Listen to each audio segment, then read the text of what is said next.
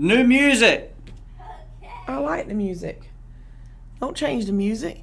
Don't be making changes. I like the music.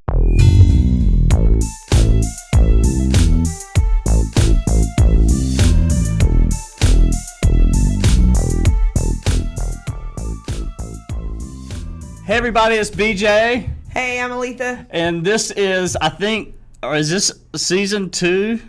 Apparently. Of Off the Record. Glad to have you back. We had a little bit of a hiatus because of life and things and summer, right? Yeah. And Aleatha decided to dress up today with her toes exposed, her flip-flops. What'd you call them? Sliders? A slider is a cheeseburger. A little cheeseburger. This is called a slide. I call flip-flops flippers, so we'll call those sliders then. It's been a crazy week for me. It really is. I feel like, what's that old country song? If I can make it through December. I don't remember that one. I think it might have been a Dolly Parton song. I can't remember. But I feel like my life the last couple of months have been a series of, I just got to get through this, and then I can deal with this, and then I got to get through this, and then I can deal with this. Right. And so I'm coming up on the last big get through this thing, which is the last weekend before Hannah goes to college, and some last minute final loose end stuff that had to be done this week. Has been incredibly stressful, highly emotional between Gracie and Taylor leaving, and Hannah's getting ready to leave. And, I think that what happens is I think that they've made the process of college and moving the kid, I think God made it that way on purpose. What do you mean? Well, she was hoping I was going to ask that question. That was a setup, like a lawyer. I'm glad you asked. Right. I think God did it that way on purpose because now Hannah's 17, she'll be 18 in September. And I could probably count on one hand, the time that she and I have ever had a crossword, as my grandma used to say. We have a good relationship. She's not ever been a typical major attitude, disrespectful to her parents type like kid. you were. Correct. Right. That's true. We won't get into that one because I still feel like there's something owed me and I ain't got it yet. So I don't know. One of the things about her that is like a typical teenager is, I would say that most 17 or 18-year-olds think that they know everything, and they think they know more than you. Exactly. And they think that they're smarter than you. Now that does apply to her. She is very much that way. She has her moments. And we had some issue the other day with the college thing, and she sent me a snap. I opened it up to read it. And the first thing I read says, we wouldn't have this problem if you. Ooh. That was one of those moments. Who are you talking to? Who are you talking to? Yeah. She's gonna talk to me like I'm her child. Right. Like because I dropped the ball on something or I didn't dot some I across some T or something. She's like, well, we wouldn't have this problem if you. And I'm just sitting there like, Jesus. And I talked to her last night. I was with her last night, and I said, you got all your stuff packed? And she was like, no. And that's the thing that aggravates you about youngins, right? Because she worried the out of me, out of getting them totes, and I gotta have it, I gotta pack. So then I get the stuff. It's been a week and a half. I'm like, you packed? She was like, no, not yet. This week we lost a couple. We actually lost an intern a couple weeks ago, but that's become more of a normal thing. They're here 8 to 10 weeks and gone.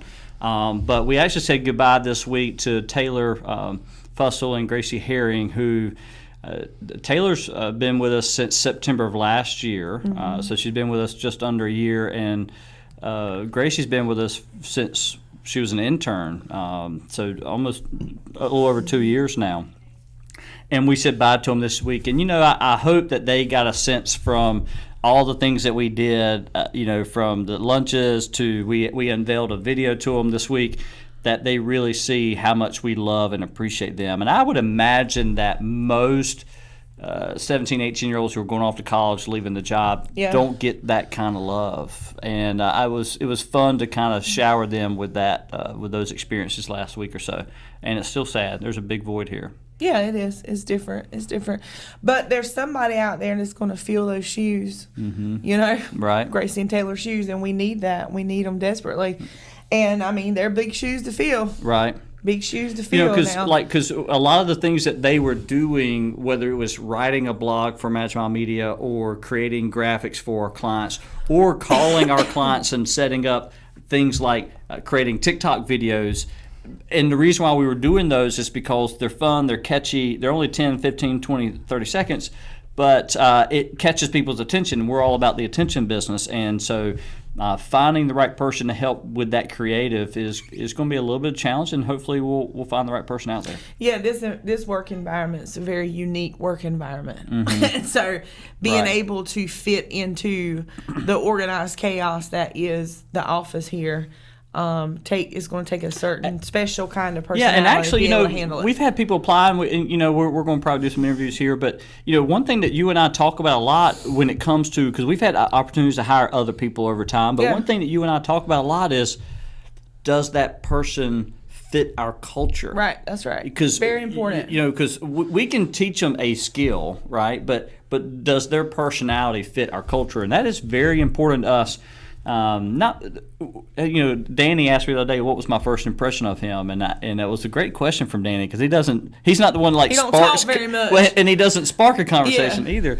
And I was like, well, certainly you don't talk much, and the second you work very fast, but third, this thing that it was very difficult to ascertain in meeting you was that you would understand what our goals and objectives were with video, and I wouldn't have to edit content chunks. Right. I'm making small edits when I'm editing for him, but he understands so intuitively what our mission is and what we're doing that I don't have to say, cut this entire section out or add this entire section in. He's already done it. But when it comes to our culture, it fits because he gets us. And it's really important that when we have opportunities to hire people, you've actually said, don't hire that person. Yeah. Not because they didn't have the skill set we need, whether that's sales, which is something I still need. It's not going to work. Yeah, if their personality doesn't work, it doesn't work. And I would say that's probably one, that gut insight thing that I have. I've told you from the beginning, I thought that was probably one of my greater strengths from a leadership perspective,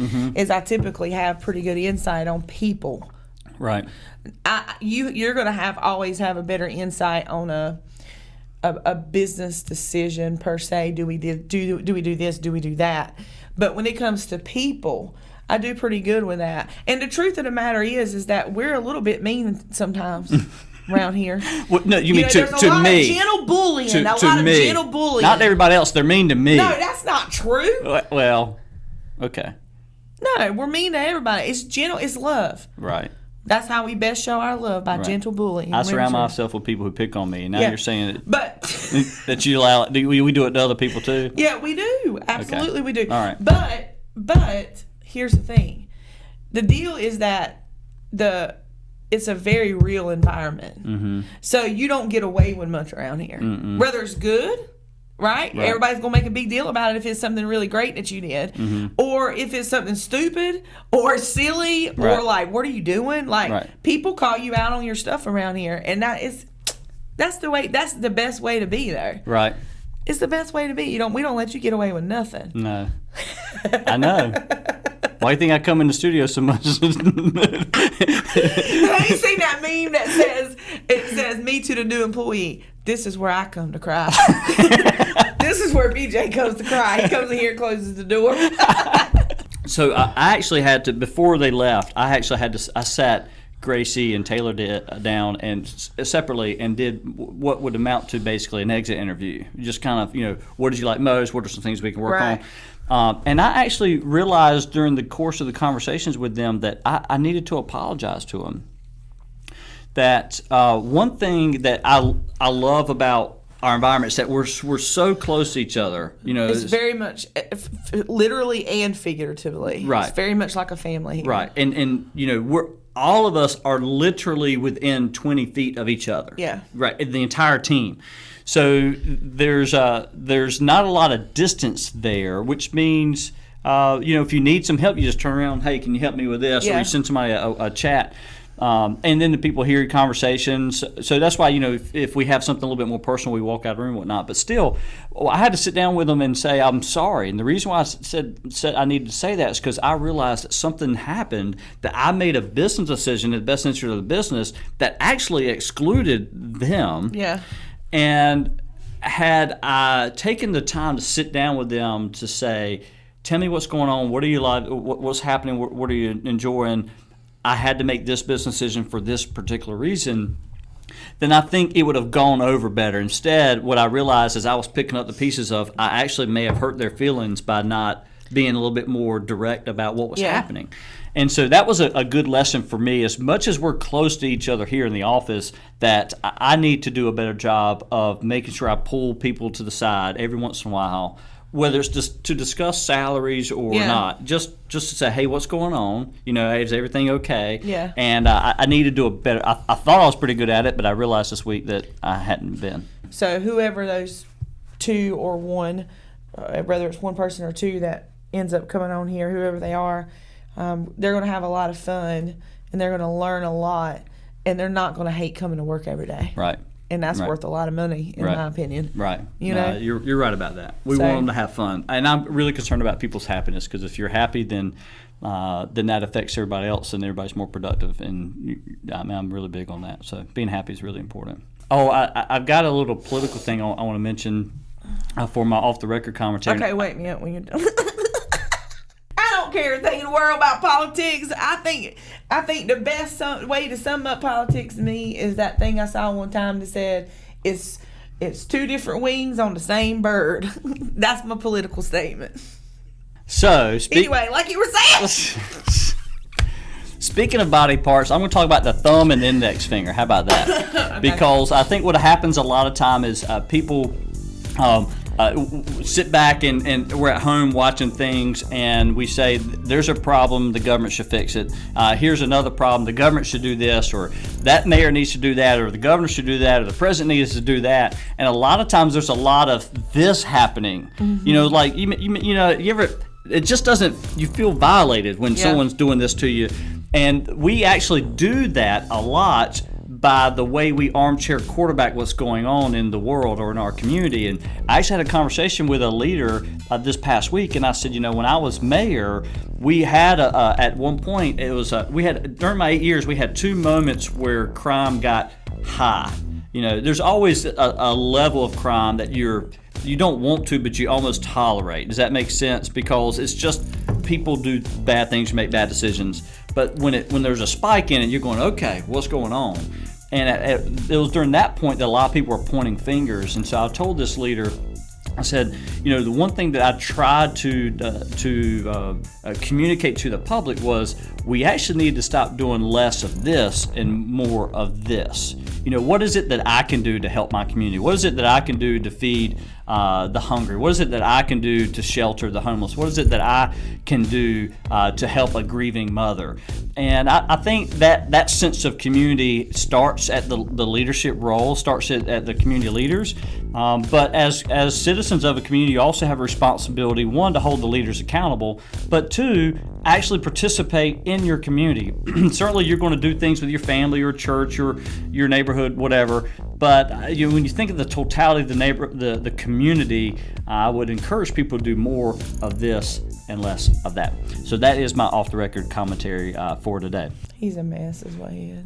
Well, I don't know what season 2 of Off the Record really means, but Norman Jean was pretty adamant we had to do it. Yeah, apparently. I don't know. All I do is come in here and sit down and talk to you. I don't know nothing else about this. And I try my darndest to make you mad right before we walk in. But I don't know how many episodes. I don't know where you post and stuff. I don't read nobody's comments. I don't do none of that. I don't care. I'm here because you asked me to do it. Oh, and that's it. Speaking of I don't care, I actually went live this week and cried on camera. I know, right? Stop. It's Brandon. Brandon picked on me the whole all day yesterday. It was actually a lot of fun, but I was talking about the impact those girls had on us as much as we had on them, and it was just a real moment. It was, and you know what? I'm self-aware enough to be okay with that. Yeah. And I'm also self-aware enough to go, I don't care if you like it or not. I'm going to go live and just tell people how I feel. Yeah. And that was actually the conversation I was having was when you said, I don't care what people say in the comments, that was actually my same approach to, I don't care if you find this content valuable or not. I'm going to do it. And if you like it, great. If you don't like it, great. And I feel like that's exactly how you should live your life. I think that's how everybody should live their life. We worry way too much about what other people, this is a whole nother conversation, but I'm going to tell you that I know social media and the internet has definitely has its benefits and has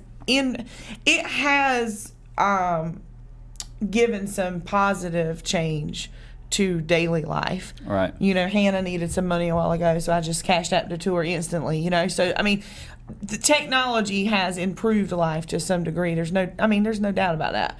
But one of the things that it has done, it has just all the more ruined us to care about caring about, what other people think and what other people do, and whether someone likes your photo or whether someone comments on your photo, and it's very unhealthy. We need a lot more of people just being like, because let me tell you, I'm getting she worked up. Because look, I've told you before, I think it's something that happens when you get older. Because I was less this way when I was younger, but I didn't realize it until now. But I think when you get older, something really does happen. And when you're making decisions, whether it's personal decisions for your life, whether it's personal to professional decisions for your career, whether it's parental decisions about your children, everybody's got an opinion. And everybody thinks they know what you should do. And it's like all of a sudden you have a revelation and you're sitting there thinking, hold up. I'm trying to calculate in my mind exactly how many of my bills you pay. Right. Okay? How many of my problems you're tending to every day. And the answer is 0. 0. So people can go on about their life and have their opinions. Sometimes we need to hear other people's opinions. Sometimes we ask for them. But at the end of the day, you have to make decisions. Even if they're wrong, sometimes we don't know they're wrong. You have to make decisions that are the best decisions for you and your family and your life at that time. And if you don't like it, and some people won't, they can do like my mama says. They can get over it or die mad. That's completely up to them. Right. It's not your problem. How somebody else feels about the decisions you make with your life is not your problem. That's their problem. All right. Well, again, I'm BJ. I'm Aleatha. Y'all have fun until next time. This was Off the Record. Later.